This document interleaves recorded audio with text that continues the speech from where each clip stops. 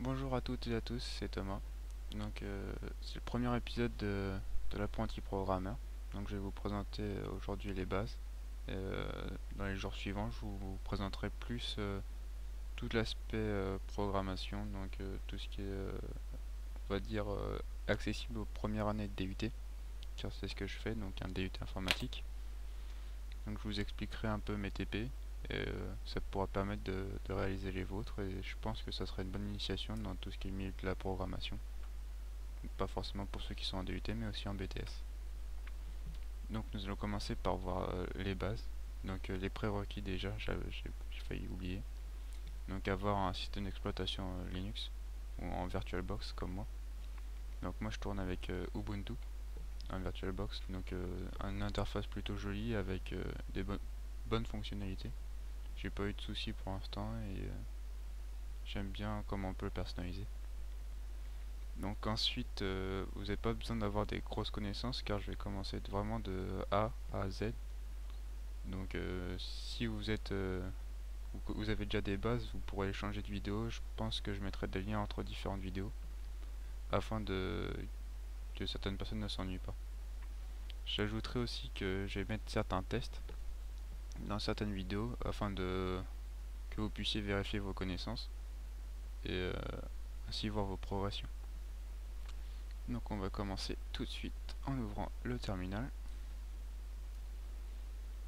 La commande qu'on utilise, enfin que personnellement j'utilise souvent le plus, c'est la commande ls. Donc la commande ls est pour tout ce qui est information sur le dossier, enfin dans le répertoire courant.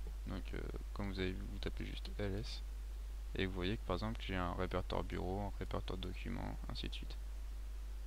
Donc il y a une option qui s'appelle ls-l qui vous permet d'avoir beaucoup plus de détails, tout ce qui est vos droits, les utilisateurs, ainsi de suite. Cette partie-là, je vous expliquerai plus dans une autre vidéo comment bien comprendre tout ce qui est écrit. Que veut dire c'est les lettres, les chiffres, et ainsi de suite. Donc la deuxième commande importante, la commande cd, qui va vous permettre de vous déplacer de répertoire en répertoire. Donc par exemple, moi j'ai un répertoire qu'on va utiliser pour le travail qui s'appelle taf-iut. Donc cd, le nom du répertoire, taf-iut, et hop, je suis dedans. Donc vous pouvez voir que j'ai utilisé ls pour voir ce qu'il y avait dedans. J'ai le répertoire x1 et le répertoire x2. Donc il y a la commande cd avec deux points qui vous fait retourner un dossier en arrière. Donc là c'est pas super parlant parce que j'ai fait qu'un seul déplacement. Mais par exemple je vais dans taf-iut x1. Donc je suis dans le répertoire x1 comme vous pouvez le voir ici. Si je fais cd point point, je me retrouve dans taf-iut. On va retourner dans x1. Et là je vais utiliser que cd. Et là vous pouvez voir que je suis revenu à la source, à la racine.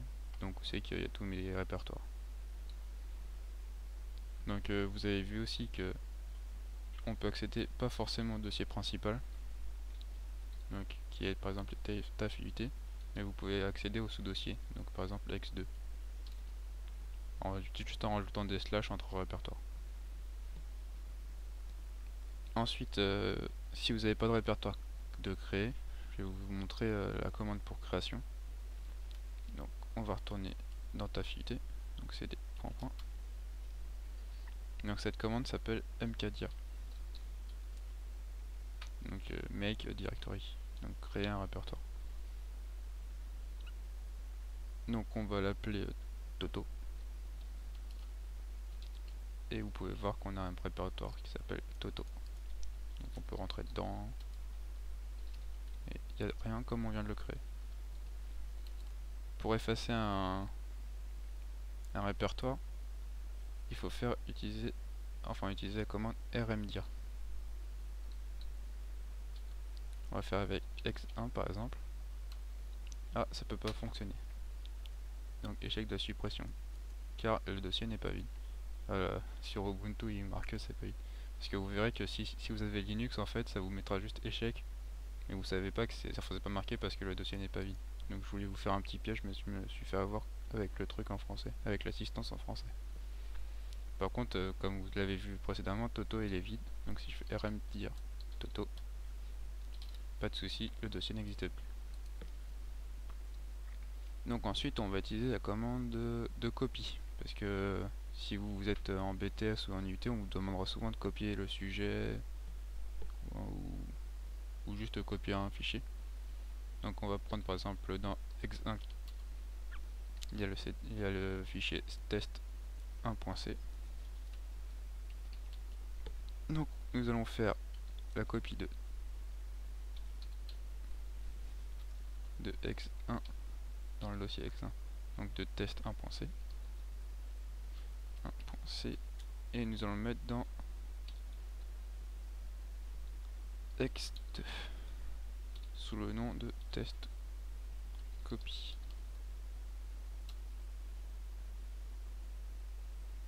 On renvoie tout à l'heure parce qu'il considère que c'est un dossier vraiment qu'il faut rajouter un point. Voilà, c'est peut-être ça, c'est sûrement ça d'ailleurs. Parce que j'ai pas indiqué la source en fait, sinon il faudrait que je mette le taf UT avant. Donc cd ex2, et voilà, vous pouvez voir qu'il y a test copie qui est, on va voir si c'est comparable à test copie, c'est marqué test. On va ouvrir quand même Toto pour vous montrer que c'est pas pareil. Voilà, Toto, j'ai déjà un mini programme, donc rien de compliqué.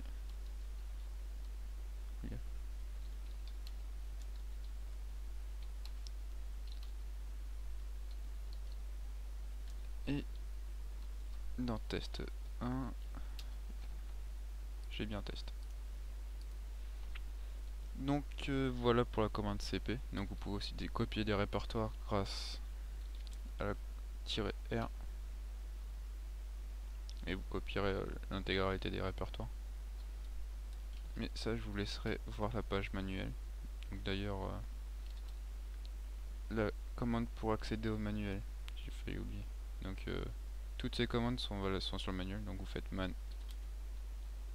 c'est pour la commande de manuel. Et par exemple la commande, on vient d'utiliser cp, donc copie. Et vous pouvez voir tout ce qui est en rapport avec le manuel. Enfin tout ce qui est en rapport, donc par exemple pour les registres, comme je vous disais tout à l'heure. Donc R, vous pouvez copier les répertoires. Si vous avez du mal avec l'anglais, vous tapez et vous tapez là en fait man et le nom, et vous avez toutes les commandes ici. Et c'est marqué en français. Donc j'ai vu ça tout à l'heure et je pense que ça peut être utile à certains. Hop, voilà. Donc pour quitter, quitte. Donc c'est Q. Et voilà, on a quitté. Donc ensuite, comment faire le fichier? Donc je vous conseillerais d'avoir un éditeur de texte. Sur Ubuntu de base c'est Gedit, si je me souviens bien. Normalement c'est Gedit.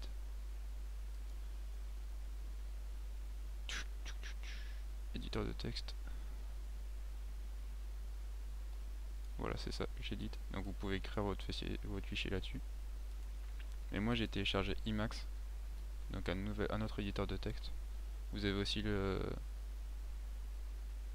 l'éditeur qui sera directement sur votre terminal Vim. Mais personnellement je préfère Emacs qui crée une nouvelle fenêtre pour pouvoir faire votre fichier, votre programmation en fait. Donc on va aller dans ex1, on va faire Emacs tom.c, donc un fichier C qui va nous permettre de pouvoir le compiler. Hop, et on met un et commercial afin de pouvoir garder le terminal valide. Car si vous retirez le i commercial, votre terminal sera bloqué. Donc on va faire juste vous montrer à peu près l'interface. Donc pour sauvegarder, ainsi de suite. Donc rien de bien compliqué, ça je pense que vous verrez plus en cours. Et nous allons apprendre à programmer dans les prochaines vidéos. Donc si par contre vous avez pas envie d'ouvrir le fichier, vous pouvez utiliser la commande 4 et le nom par exemple test 1.c. Vous vous souvenez qu'il y avait marqué test dedans, et voilà, vous voyez qu'il y a test. Donc en fait ça vous montre ce qu'il y a à l'intérieur. Donc on va aller dans... Là je viens juste de voir que je vous ai mis un petit RM, c'est que dans RM, donc ça vous permet d'effacer en fait. Donc on va par exemple effacer test, on fait RM test. C'est pas test, je suis bête, c'est test 1.c. Voilà. Il n'y a plus de 1.c. Et étoile en fait c'est n'importe quel caractère qui finit par dièse. Donc là vous pouvez voir que j'ai effacé tom.c. Donc nous allons maintenant nous intéresser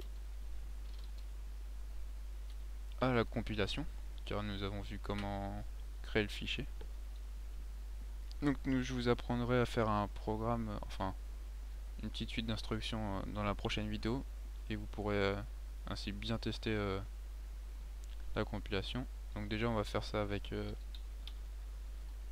un exemple de base. Donc là c'était le test de la copie tout à l'heure, donc on va l'effacer aussi. Donc par exemple on va faire rm étoile e, donc tout ce qui finit par e. Vous pouvez voir que test copié est fini, enfin est parti. Toto.c. Donc vous pourriez faire un copier-coller de ça et le mettre dans un fichier, donc à partir de Emacs ou de votre éditeur de texte. Donc je vous expliquerai à quoi correspond chaque entité.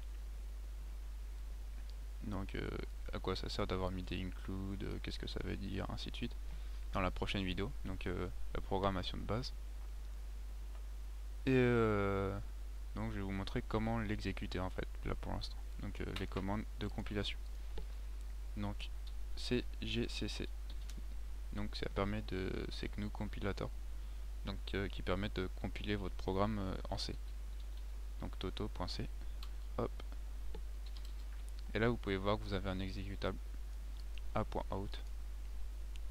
Donc ./a.out. Et l'autre, là, je vais mettre ça, je vais faire une petite modification parce que c'est pas super clair.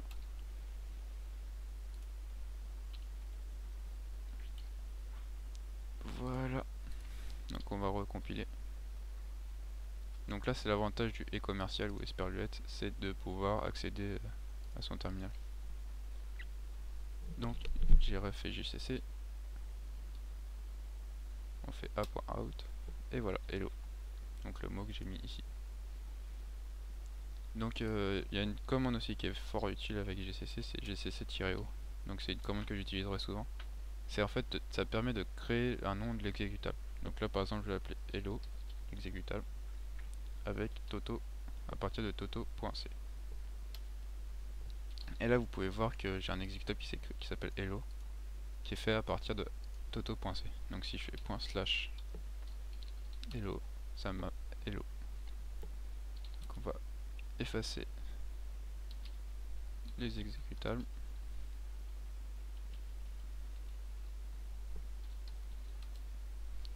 Et pensez à effacer